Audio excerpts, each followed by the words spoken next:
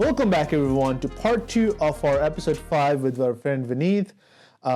In this part, we will delve deeper into Vineeth's background in computer science, machine learning, and AI, and how he sees machine learning and AI incorporating not just in radiology, but also in medicine and society in general.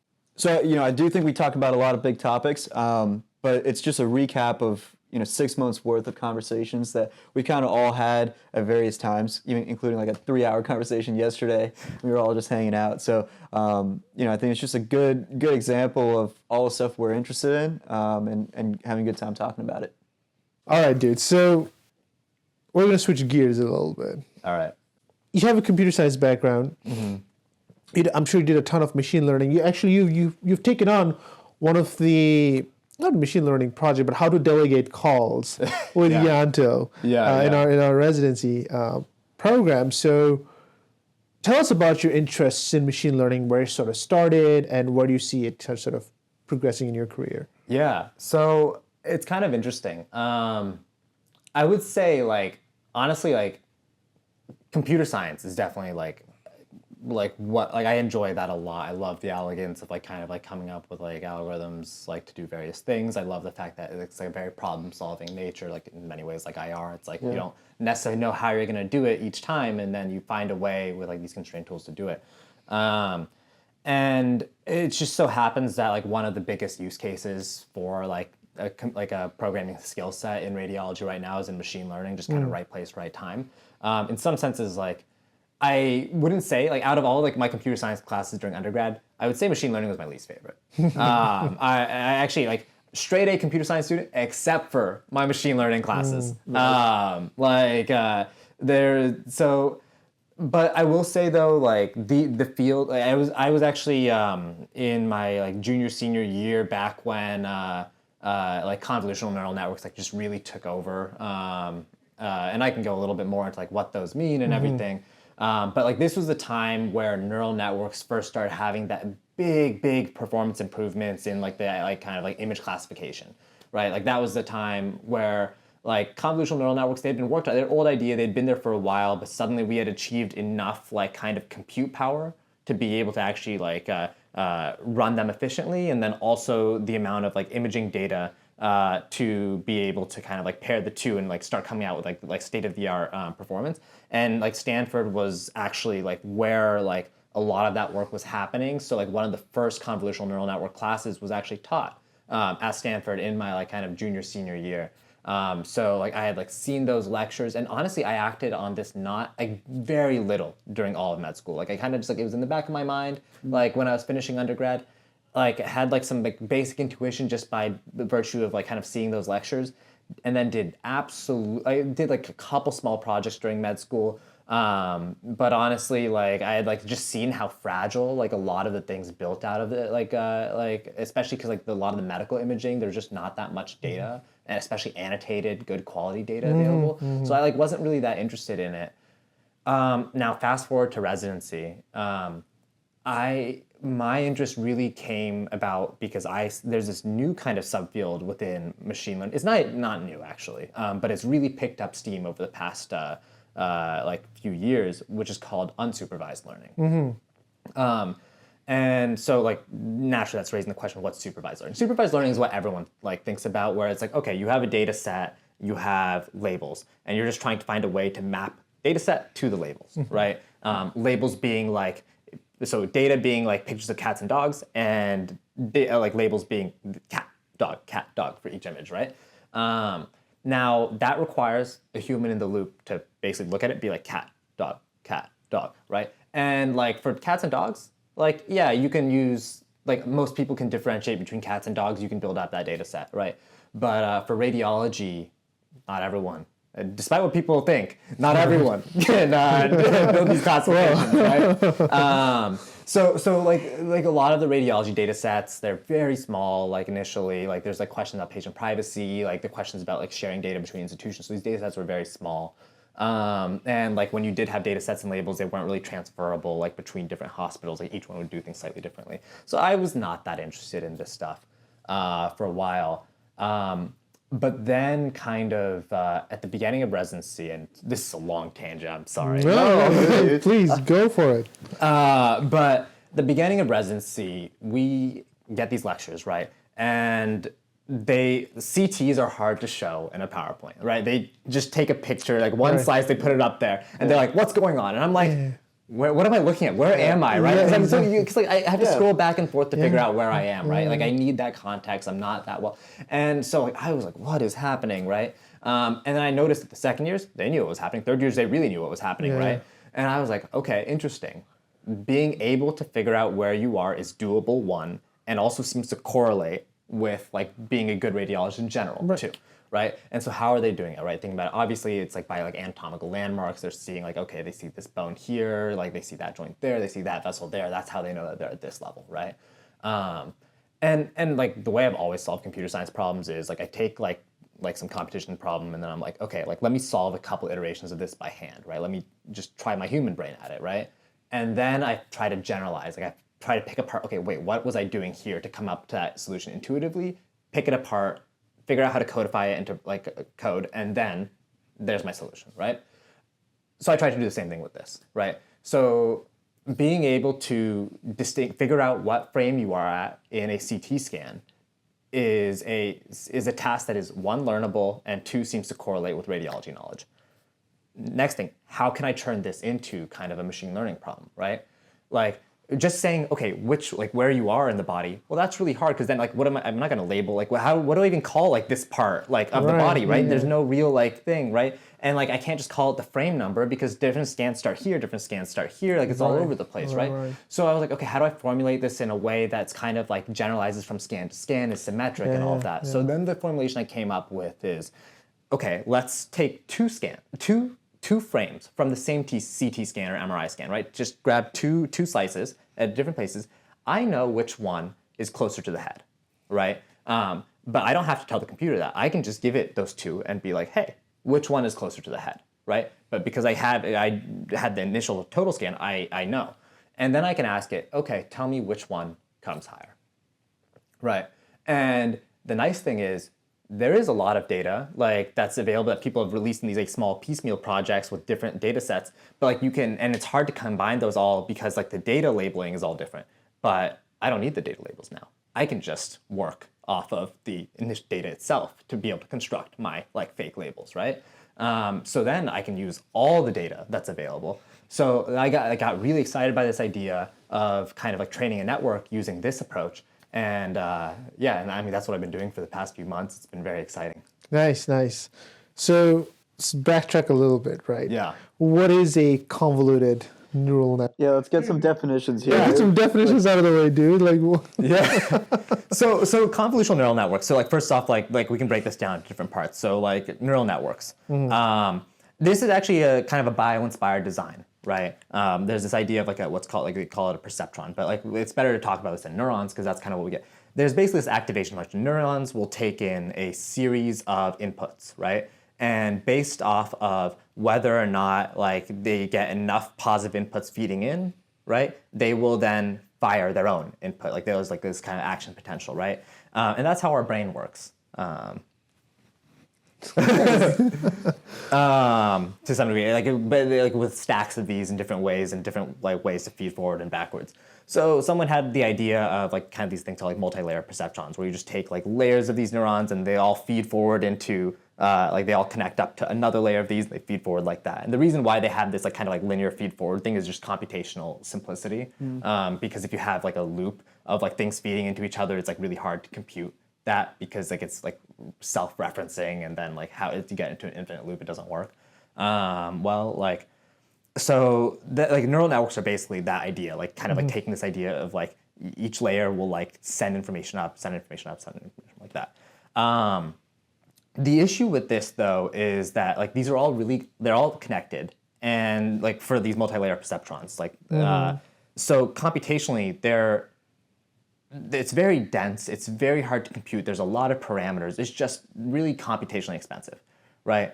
So convolutional neural networks, actually what they're really doing kind of is they're like pruning some of these connections in a way so they've actually kind of simplified the problem based off of this idea that images, like image recognition, should be what's called invariant to certain transformations. Those transformations are kind of like translation, for example, right? If you have a dog in an image, if the dog is in the top left of the image versus the bottom right of the image, it's still a dog, right? So what convolutions are is basically, to do a convolution is to kind of like apply a like kind of a function in like kind of patches, like over the entire image. Like the same function is just getting applied over and over and over again. And then like, so like what ends up happening is like you have, it's like almost like you have like this like little mini network that's just getting applied over and over and over again. And what it's doing is it's doing that over and over again, and it builds this hierarchical thing where it's like kind of shrinking the space down. And it's kind of hard, like there's a lot of great resources that we can link into the thing, but like the, like, so the idea is like they figured out like a way to take figure out a way to kind of prune like these like older neural networks into a way that was more computationally efficient to compute from, that took the insight that images should be invariant to like translation and things like that, to then come up with this slightly modified architecture, which could then be used to get really good results for predicting whether something exists in images. Now, for example, like doing that same thing for text doesn't make sense, because convolutional neural networks, they have these patches, like the convolutions, like the size of like what you're applying, right? The patch size.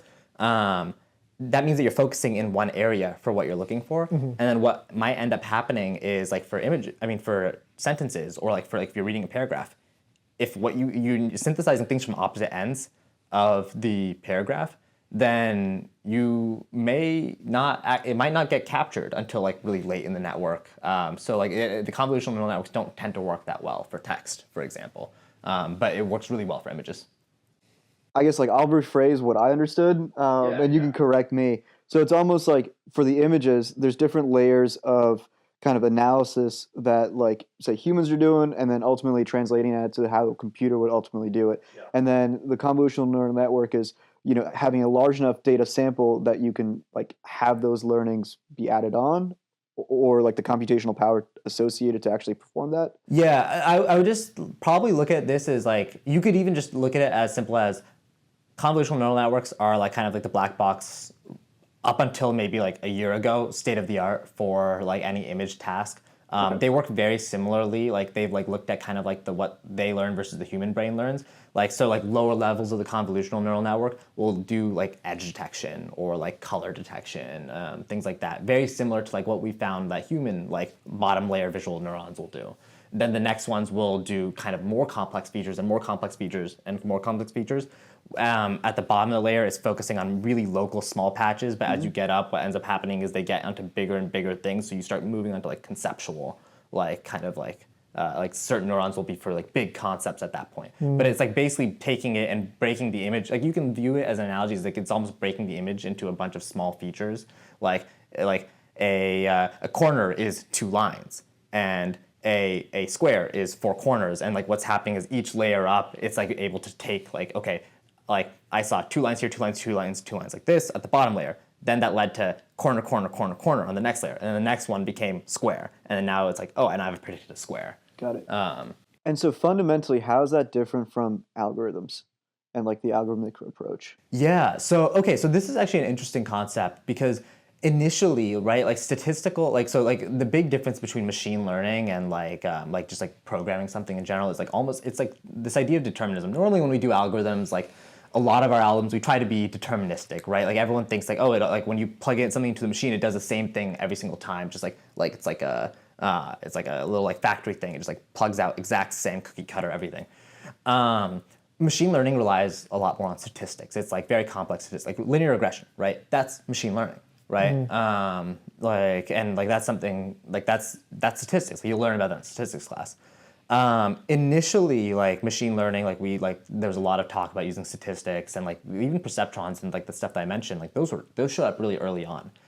They didn't perform so well. They actually did pretty poorly initially. So then the entire field kind of shifted towards kind of like expert systems, where you would just kind of encode rules and logic systems, and like you just kind of build things up by like kind of making these like massive like kind of ontologies of like facts and rules, and that had good performance. It became useful. It like was used to do things.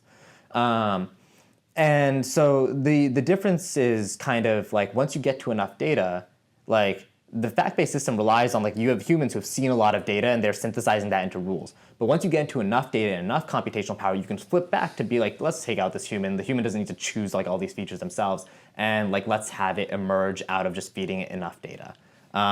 So like that's like kind of thing. Like you don't like these like machine learning algorithms, they can be very short in terms of like lines of code. I mean, they're relying on like other like libraries that are like doing a lot of stuff, but like the actual like kind of algorithm that you might write can be tiny. Most of it actually is like the data processing stuff because again, like someone has like built up like a really big library that like is the same thing every single time to do the actual machine learning part of it.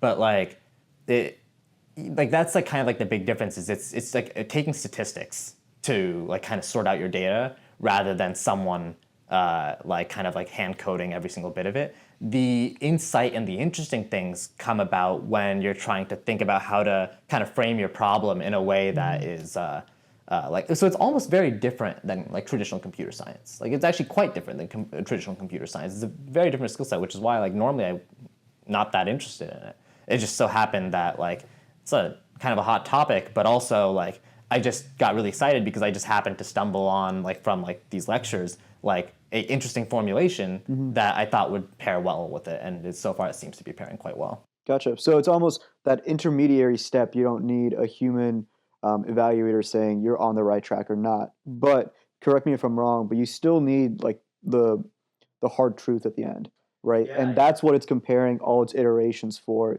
to see if it's closer or not. Yeah, I mean, so the entire training loop, right? Like, and this might make it more clear in terms of how this stuff works. Maybe not. But like, basically, like, yeah, you give it a piece of data, you feed it through a network, the network makes a prediction, you measure how off you are from the prediction, and that's like becomes your loss. Yeah. And then what you do is you take that and you go backwards to figure out, okay, I messed up by this much. And then what it does is it calculates, okay, if I was to like change all the little things that I did to make that prediction by a little bit, what would be the small changes that would make it go closer to the right answer? And then it'll be like, okay, let me change all my weights to be closer to those, and then let me take the next thing in, right? So like, yeah, and it just keeps iterating where it makes a prediction, sees all the small changes you can make. It's like, okay, that's the one that would have gotten me closer to the right answer for this example. Okay, let's do it again with a new example. And it just keeps doing that with new examples over and over and over again, and that's machine learning. That was actually probably the fastest I've ever explained machine learning. That's supervised machine learning. That's supervised machine learning, but even unsupervised machine learning, it is still doing that process. The difference is, maybe a better way to call this is actually what I'm doing is more like self-supervised machine learning. Yeah. Unsupervised machine learning, like you probably already know this, is like k-nearest neighbors, for example. Right. And What is that? yeah, and this one's pretty cool. Like basically, you just take your data, you just plot it, and then you just say what's the, like if you put in data you don't know anything about, and you're like you plot it on like whatever thing, and you're like, hey, what are you closest to, right? Yeah. Or what are the k things that you are closest to? Yeah. And then you just say that thing that you're asking what it is whatever the nearest things are. Like that's what it is. So you can specify like, oh, I want to divide this data into two quote unquote groups, right? They'll try to divide the data into two groups based on what you're closest to. If you say three groups, you can get very different labels for each data set. That's probably like the simplest sort of form of unsupervised. Yeah. One of the simplest forms of unsupervised learning. Yeah. And can get way more complicated. Yeah, and the thing about this with k-nearest neighbors, like you might be asking, like, wait, there's still labels, right? Because you're saying that it's whatever those labels were. Like you can also do that. Like so, what you can do is you can pair k-nearest neighbors with also like kind of like k-means, which like kind of like you just cluster the data into these centroids. You don't have a label for them. You just know that like one group of the data lives in this area of the graph, one group of the data lives there, and one group of data lives there. And now you know that when you put something in, it goes to group 1, group 2, group 3. You have no idea what group 1, group 2, group 3 are, but you just know that this data is part of that group. So that's why it's like unsupervised. Let me like reframe. My thing is more self-supervised, where I'm generating labels, but that those labels are being generated from the data itself. Rather than like having some human go in and label them, like I can make a program to generate labels. So it doesn't require, like I can scale labels as quickly as I scale the data, not having to do extra work or hire someone to do the labeling. Yeah. Yeah. So two of the ways, I guess, one of my interests is actually radiomics, radiogenomics, right? It's exactly that. Like, when we look at an organ, right? If we know what normal is, we see this lesion, hyperdensity, or whatever, this complex lesion. Is that characteristic of cancer? Is it a benign lesion? Where do you see kind of the future of radiomics and radiogenomics? How do you see machine learning sort of advancing this? Yeah, it's interesting. I would say like for a long time, I kind of thought like a good way to tell if like machine learning was going to be useful for a problem is can a human do it? If not, probably not. Like a machine's not going to do it either, right? But I will say like one thing that I've noticed that we don't do as much as I would like in radiology is like rad path correlation on every single one of our things because it's cumbersome. It's like hard to do. Like you might like save a couple of your cases to go do it, but you don't do it for all of them, right? Right. And I think that like I mean I don't even necessarily think this is a machine learning thing. Like I don't even necessarily think, but like I definitely think that there is a role for informatics to go and kind of help build in that feedback loop for radiologists. Like every time you say there's a cancer or not, like anytime you read a scan on a patient for a body part where that cancer showed up in the future, it's worthwhile to kind of be able to give that feedback and be like, hey, could you have seen it there? Or like, why was it that that thing that looked like one pathology, right? Like it looked like maybe that was like, I don't know, a pneumonia was actually cancer, like, right? Like building out those systems like are just useful for us to have that feedback loop. But also, like once you've built out those systems, it can definitely be useful for kind of like trying to build out these automated things. Not saying that a human couldn't, because like I think the human could probably do it really well if you build that feedback loop for them. But sometimes like the scale is too much, the work is too much. Like you do need to make it easier for us to do that stuff. Yeah, and what's interesting is, when we make a diagnosis, whether it's clinical or radiographic, right, it's all based off of these like the data we've had for the past 100 years, the categorical labels we've put, and ultimately like the ground truth from path, right? And then it works backwards, and then when we learn it from pathoma, it's like 3 sentences, right? But like that took like a good amount of data to be like, okay, we feel pretty definitive about this.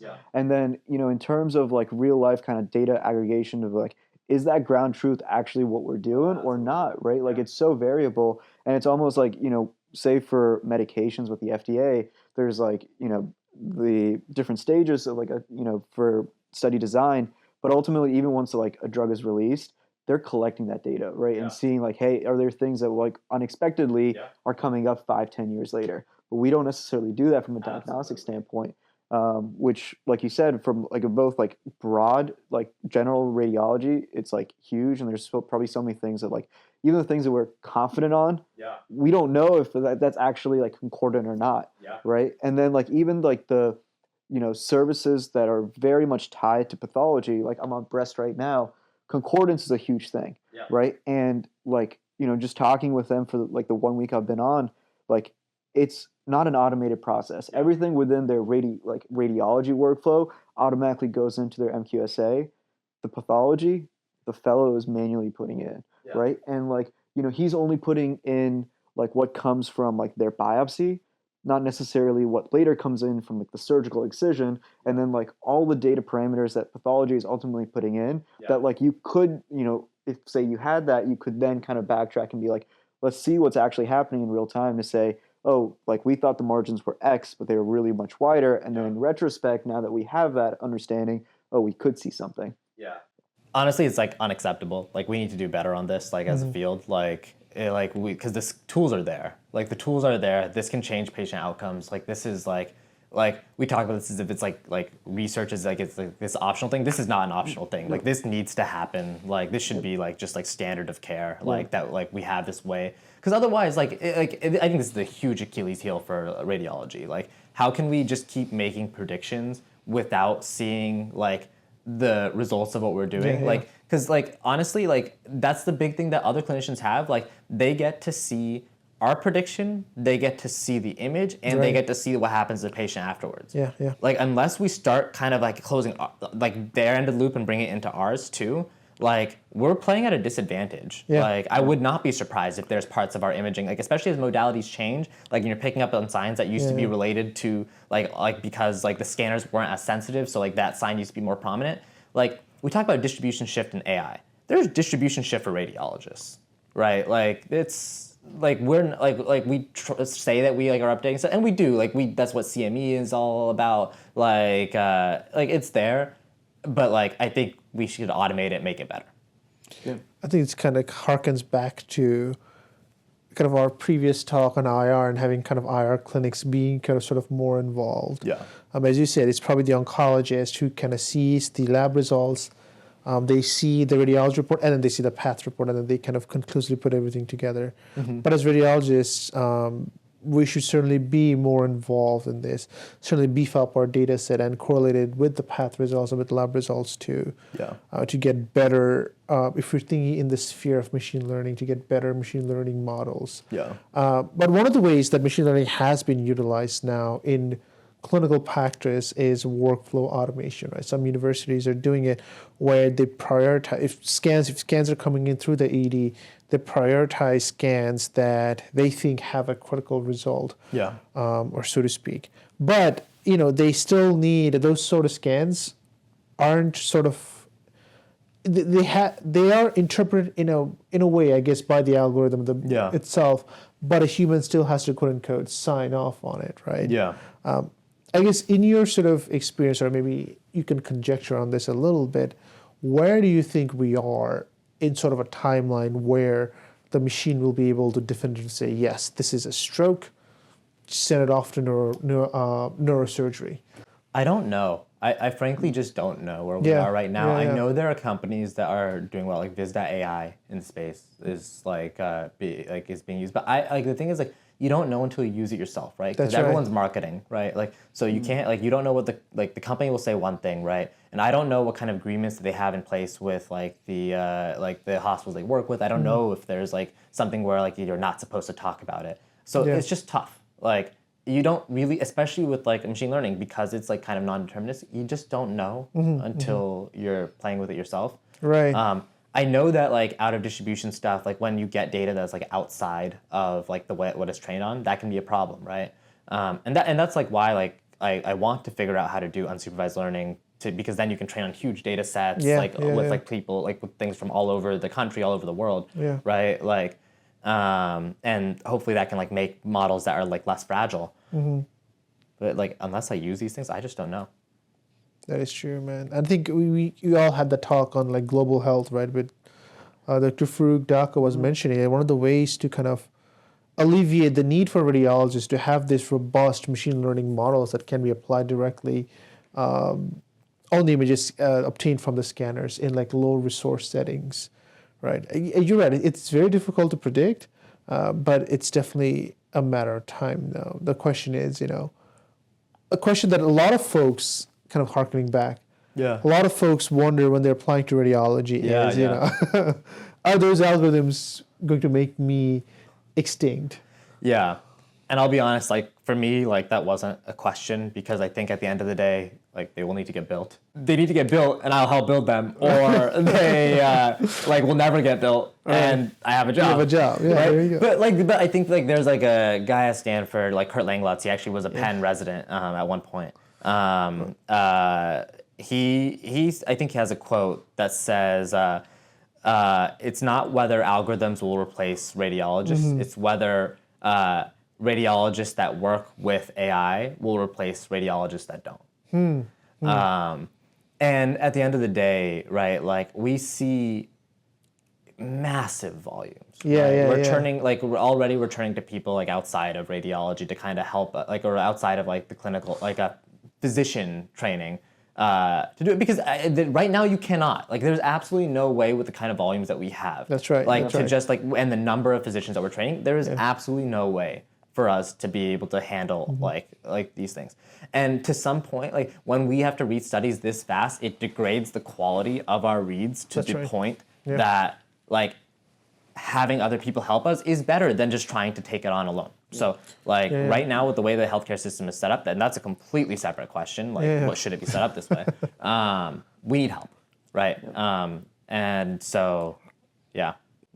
I think for folks who are not radiologists, right, I think what Vineeth was getting at is you read differently when you're on call versus when you're on a daytime rotation, right? We tend to use less specifics, we tend to use broader terms, and in terms of degradation of quality, absolutely. I mean, we still get the most important points across, but then again, if you go to the end of a report, it'll always have like other additions from the daytime attending physician who will kind of pick up more of the incidental stuff that we may kind of breeze through, or even if we see them. It's not gonna affect the patient in the next 12 hours. Exactly, yeah.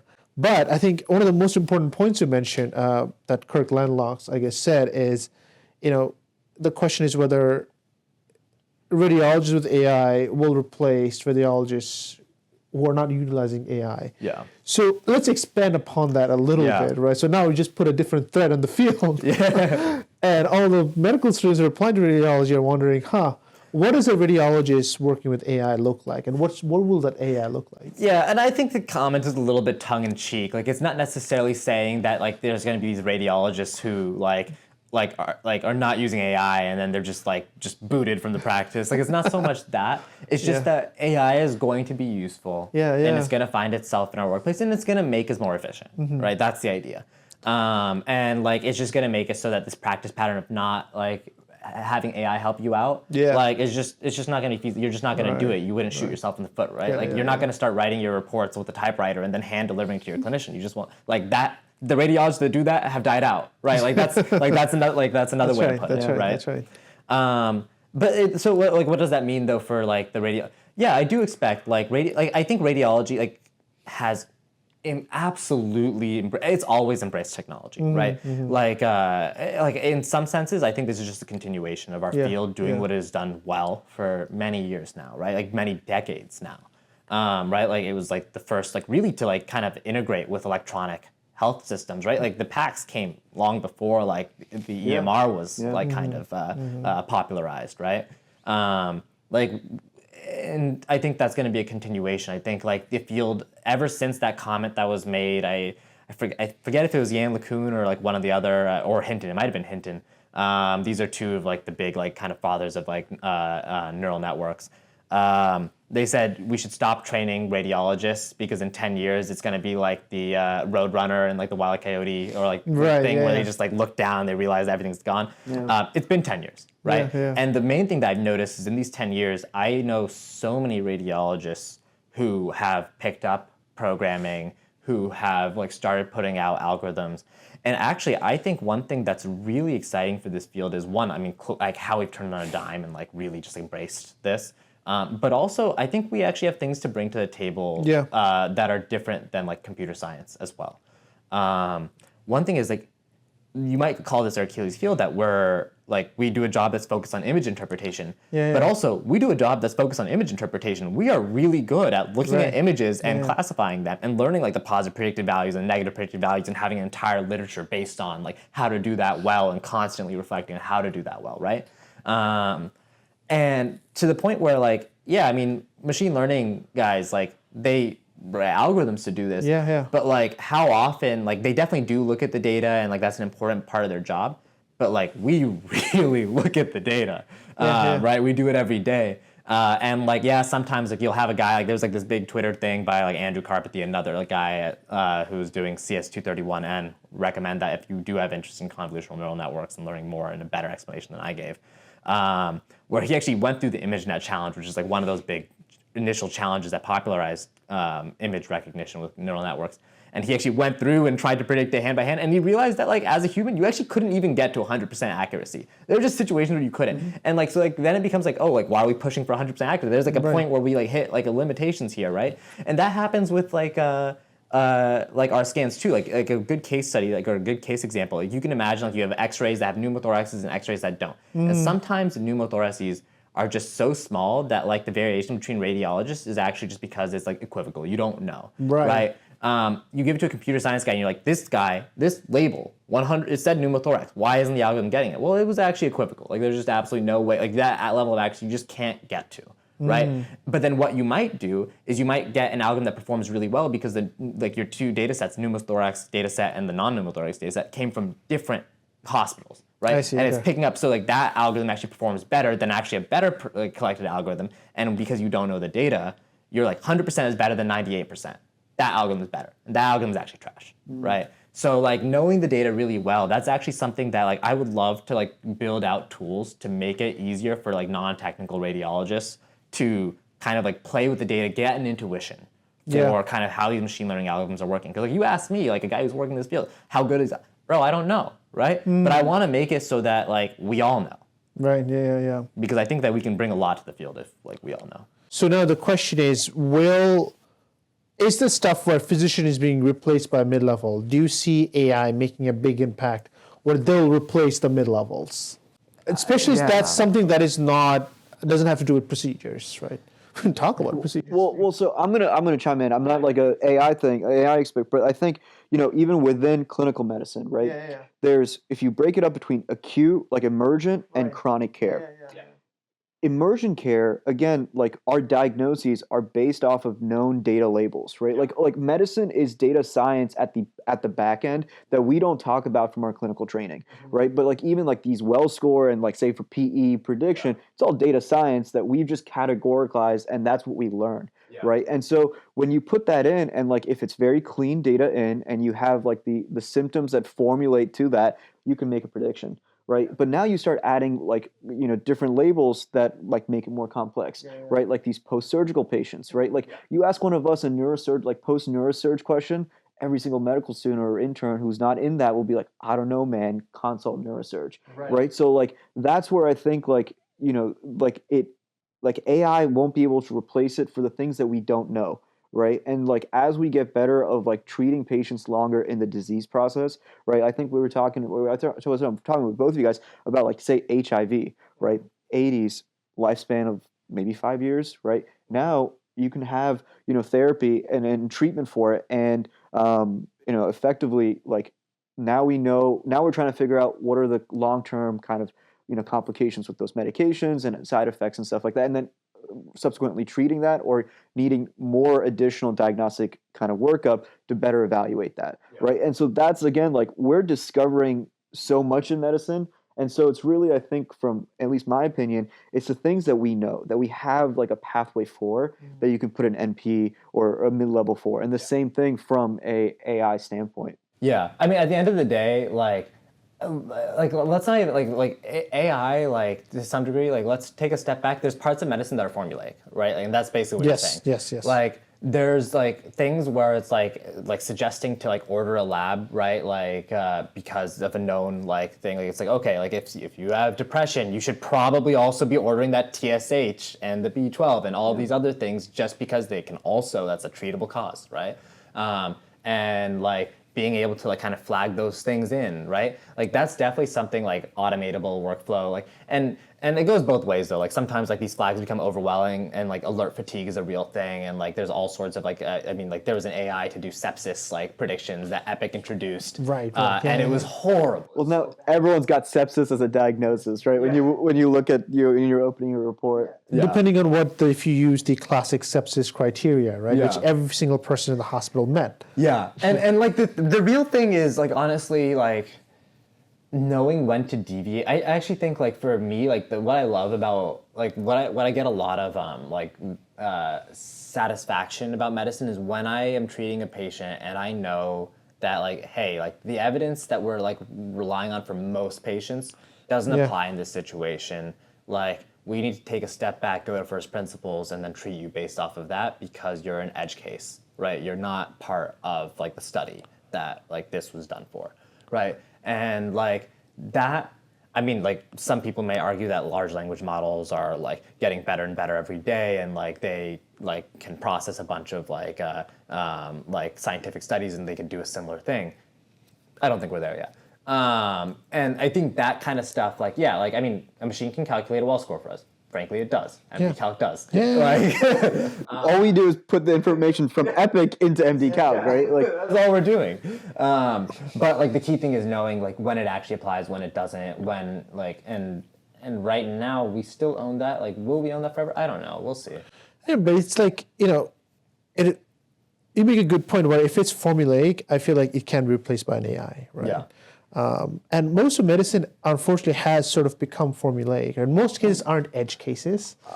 I'm going to disagree. You can go ahead. You go ahead. You go ahead. I mean, I think, like, again, from an emergency department standpoint, and you go to the hospital, yes, there's a pathway, right? But in the outpatient setting, right, like, your time period now to see the effects of these things it's so varied, right? And so, like, I mean, if you look at it, like, patients, like, if we knew what the pathway was going to be from an outpatient standpoint, we could be like, oh, your post-op, you're going to be exactly 30 days of pain. We're not able to do that, right? Like, some people come back and be like, doc, like, it hurts like a year later, and you're like scratching your head, like, maybe we can scan you again, right? And like, where's that? So it's like capturing those tails, if you actually think about it, like it's really, I think, only in the ED that like we have some idea of where you're going to go. But I'll I feel push like back on the ED part actually, because I spent a lot of time in the ED like for my intern year, which like I think was very, like, you get the edge cases there too. Like, you absolutely do. Fair enough. It's all parts of medicine at the end of the day, right? Like, but I do, your point about outpatient is very well taken, because I think one thing, and it applies across all of medicine, different people have different values, right? At the end of the day, these studies, they're optimizing for a very specific thing. Generally, it's like disease-free survival, right? Like, or like time before this event, right? But some people consider like a stroke a absolutely devastating event worse than death, right? Or like living with some residual deficits worse than like trying TPA and like maybe having no deficits. And if they were to die, that's better. Like the chance, like, right? Like, so like there's no way to codify all of this. And like, and by the time that we do kind of get to the point where we can start codifying all of this in a machine learning, like algorithm can handle all of it, there's like the whole world, like, will be taken, like, we'll just sit and just like watch like SpongeBob and like. But I say, can you imagine, like, if for primary care, for us, we're all young and we're healthy, right? What do we do every year? We go to our PCP, we get a bunch of labs, right? Most of them come back normal, and then you kind of go on your merry way, right? For most folks, that is the case, right?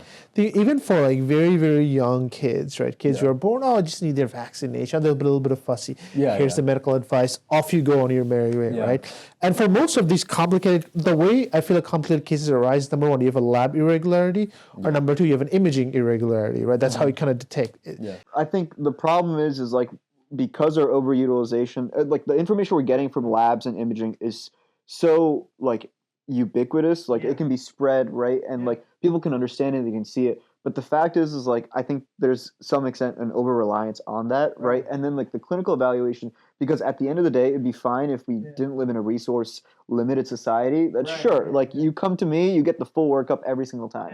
But in the absence of that, it's like, what are you going to do? Like, every patient that comes in with a cough is a CT chest? No. And then like that like data evaluation, it almost reminds me of like the neural network, like, structure you're talking about. If you don't have any kind of analysis happening at that first layer, what's the point of that first layer, right? And like, I think it's more like a skill set that's been lost because other things have improved significantly. Yeah, so like the patient coming with a cough is a great example, right? You can take the history. Oh, it's coughs 1 week, it's productive. You're like, it's probably pneumonia.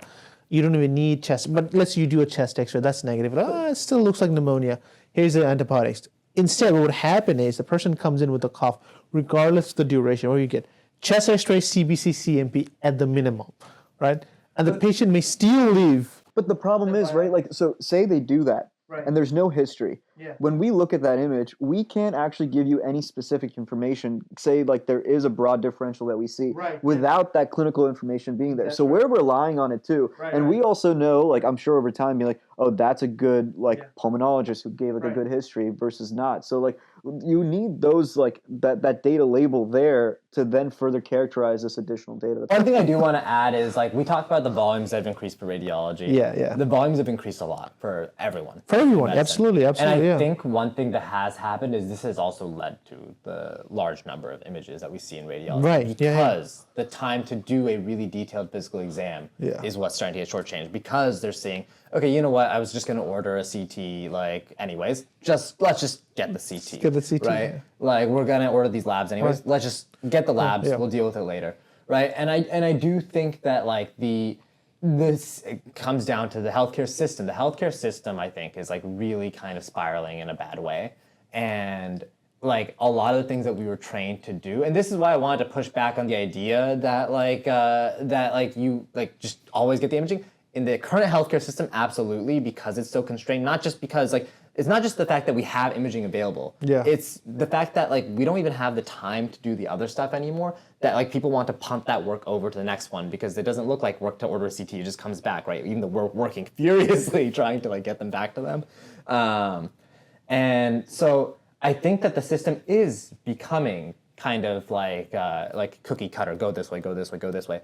And honestly, like that is really disappointing for me because I think that it makes me feel like a cog in a machine. It makes me not enjoy the practice of medicine, because I've begun to realize that the parts of medicine I love is like being able to dive deep and really rely on my training and be able to take the time to match like the patient's values with like the care that's available in ways that you can't actually codify and just like do the same thing every time. Right, yeah. But that's what I'm saying. The acute situation is very different from the outpatient world, right? And like the acute cases, because of the constraint of time and the fact that those diseases could become like the worst case of those diseases could harm you in anywhere from a minute to like a couple hours. And so you really feel that. But in the outpatient setting, like the clinical exam means and not just a clinical exam, but I think you touched upon it, which was the conversation of risks and benefits for the patient, right? And like there's no one treatment that's going to be the best thing for everybody, and you have to individualize that at the end of the day. To what extent you're going to have a conversation about everything, that's up to that practitioner. But I think that's the key part of being in healthcare. But I think the outpatient like situation is moving fast too. Like the amount of volume that you're expected to see, like an outpatient, is absurd. It seems, and no, exactly. That's my feeling too. Like, because I would have loved to be primary care. Like I absolutely would love to be a primary, especially like once I like retire. Like I would. It's kind of my plan. Right. Like I like love IR because I can like help patients. Like I feel like it gives me a skill set to give patients like these like treatments that are in line with their personal preferences. Like I feel like a lot of patients like want like. I mean, like another one of the selling points for me, like there's like we were doing IR clinic and there's a patient with cancer and like he was kind of like, you know what, I'm kind of done. Like I don't want any more treatments, right? Like, and like we were explaining like a taste and he was like, yeah, like I just went through like a really big surgery before and like I just don't want to be in the hospital for like another few weeks again. Like I just don't want. And we're like, you go home the same day. He's like, no, I know the procedure like happens in a single day, but like it's about like being in the hospital afterwards, like for like a few weeks that I don't want. And we're like, no, you might go home like the next day. And he was like, oh, again, just seeing like the way that changed, like being able to give that like kind of thing, and like as a primary care doctor, being able to like kind of understand all the options available and being able to kind of like be like, okay, this guy. They're like one guy's really young and they just want to go aggressive and just like anything that improves their chance of living a long time, they're gonna take it, right? Versus another person's like, you know what, I just want time with my family, right? Like, and I just don't know if the current model gives people enough time to be able to do that well. I think that is also well explained of why that's the part that AI can sort of never replace, right? It's your personal, taking into account your sort of personal values. Or maybe not. One thing that I will say is that large. I will say like you guys. Wait till 2040. You guys have to play with like some of these large language models. Like they definitely are fragile and they break in weird ways. But it is impressive how much the field has advanced on like kind of things that I thought were going to be kind of like nebulous and soft. Like you can tell it to write a poem about interventional radiology. That's right, and they're able to do that, right, dude? It's like. I don't know, eventually I think based on the current system, not just medical system, but like I guess globalist system that we have, we're always moving towards something that is cheaper, quicker, and faster so that you can capture a larger sort of audience. I think we'll all be replaced by AI in some day, dude. Not just radiologists, but all of physicians, dude. Yeah, and honestly, all people. All people. That's the thing. All people will eventually be replaced. Yeah. And I don't know what it would mean to be like a human, right? Especially in America, where our sort of lifestyle is driven by work, right? We prioritize work over everything else, right? We have the work days, you have your certain holidays you take off. Whereas in many other cultures, that may not be the case, right?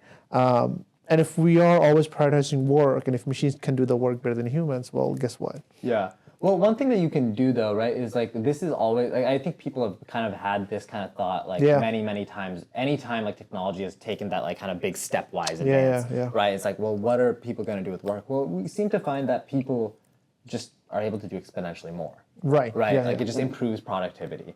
Right. And it's like weird because you most of the bulk of the work before that time is about doing stuff that is like now obsolete. Yeah. That we don't like. It's hard for us to conceptualize what it means to now have all of that free time to then take the next level. Yeah. Right.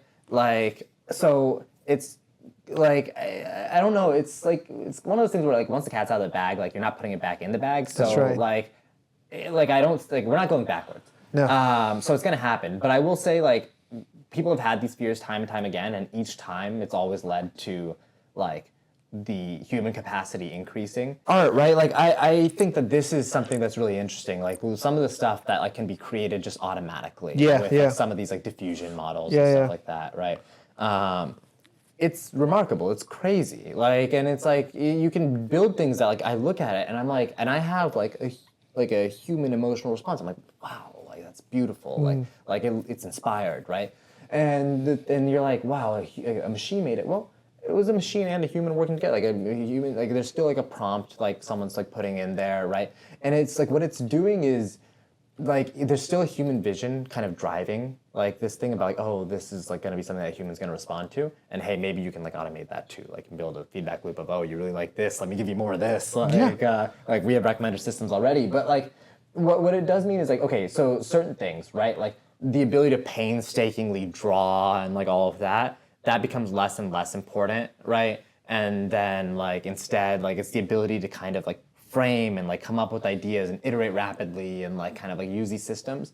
Like now that becomes like the big thing. But like and now you're creating more art and you're able to iterate and really own in on like what you have a vision of in your head, and then put it out there. So like still art, still making things, it's still causing like evocative responses in other people, right? You're still doing it. And you're spending a lot less time. Like 99% of what you were doing beforehand, you're not doing anymore. But you're still just as busy because you still have the same amount of time in the day. Now you're just putting out a lot more, right? So I don't know. I mean, I think that conversation about more, right? Like it's both in healthcare and outside of healthcare, and to some extent, like it's kind of the culture we live in, right? And the capitalist society across the board. And it's not just like within a certain country, but it's also how countries and kind of how to have to interact with each other, right? And like ultimately, one thing is like everyone requires cash flow to kind of take care of their own house, and then how do you get cash flow? No one's going to give it to you freely. You have to work, right? And then like that ends up being like the basis of will work exist, right? Because like these conversations, like you were saying, like I know like the classic one was like Keynes way back like 100 years ago. It was like, in 50 years we'll be working 15 hours a week, right? And like it never got there, right? Like, and the only reason we're like benchmarked to 40 hours is because Henry Ford was like, that's how he like incentivized his workers to join his company versus someone else's. And so like now we've just like been like, okay, we structure our entire life around that. It's very arbitrary, and like, but it all comes down to like you said, even the reason innovations happened is because people can be incentivized as that, like if your workers can do more or your managers can do more, this solution that may cost a whole bunch of money is worthwhile as a long-term investment. But then those people still end up doing more. Yeah, I mean, so one thing, it's an interesting conversation. I had this with my mom today, kind of random thing. We talk about how things are inflationary, right? Yeah. Like we talk about how things, like the prices for things are always going up. Like, oh my God, beer was $20 yesterday. I was like, what the hell is happening? Right? Like, but also though, like let's take a look at TV, right? Like let's take a look at tech, right? Like even though maybe the TV price is still increasing, if you look at the TV that you're getting for that price, it's actually very deflationary, right? And in terms like if you like look like what you get this year versus like 20 years ago, in general, like compared to like your wage, generally decreasing in terms of price. We're actually deflationary. Like wages are inflationary in the sense that like the raw number just keeps going up. But actually what you're getting for it generally I think is deflationary, assuming that technology is still kind of Doesn't it progressing. mostly apply to tech though? It applies to healthcare too, right? Because if, like I've been saying this, we have a fixed amount of money per year we can spend, and we're keeping people healthier longer and like better, which is a good thing. But now you still have the same amount of money, and so for each thing we're going to pay less, and that inherently is kind of value based over the long run. But then value based kind of like puts that in the forefront, right? But like if we didn't do that, imagine if like we were doing the same thing we were doing like 40 years ago and getting paid the same. Patients ultimately would not benefit, right? There would be no innovation into the field. And like, would you want that when like take us away from like this is a job that we're in and a career that we're in? If you're a patient and that's your mom, like you'd be like, why the hell hasn't this improved? Right, yeah. If like you're saying that technology was there. Right. So like I think like, and that's when like we talk about like decreasing reimbursements and like practice models, like you said, it's because it's an inherently deflationary model, right? But we're just not like aware of that. But then once you're aware of it, now what, right? And like you got to figure that out. But then other than tech and healthcare, like if you look at I'll give you another one. Right? If you're gonna say food, right? You're gonna say gas. Clothing, gas, building materials. So here's the thing, right? A lot of that comes down to energy, right? Energy is expensive, and like the big breakthrough that we made is like kind of like offshore drilling and like oil and like all that stuff, right? Like there hasn't been a huge step function change, frankly, like in the past 50 years on that. I think technology does make huge step functions, because before horses, like first it was human labor. It was like your corn fed you did work, right? Like then it was like you got a horse, the horse did work. Then after that you went from 1 horsepower to like 40 with your Model T. And then it kept going up in terms of what you can do. So like that like energy became kind of cheaper and cheaper, and oil is definitely a hell of a lot cheaper than feeding corn to you to do that labor yourself.